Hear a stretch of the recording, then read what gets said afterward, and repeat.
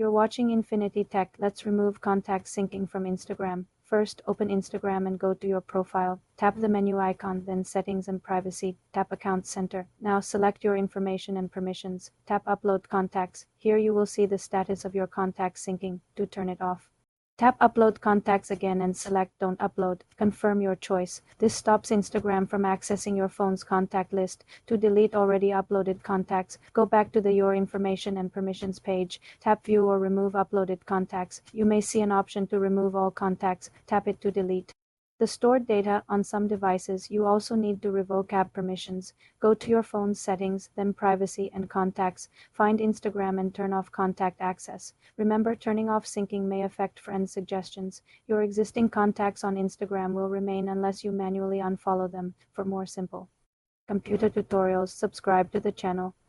You're watching Infinity Tech. Let's enable crossfade on Apple Music to blend your songs together smoothly. First, open the Apple Music app on your iPhone. Tap on your profile picture in the top right corner to access your account settings. From the menu, select Settings. Inside the Settings menu, look for the option labeled Audio. Tap on Audio to reveal more sound settings. Here you will find the crossfade toggle switch. Simply turn this switch on. Once enabled, you can adjust the crossfade duration by using the slider below the toggle. Move the slider left for a shorter fade, like 1 second, or right for a longer fade, up to 12 seconds. Play a song. To hear how the end of one track seamlessly transitions into the beginning of the next.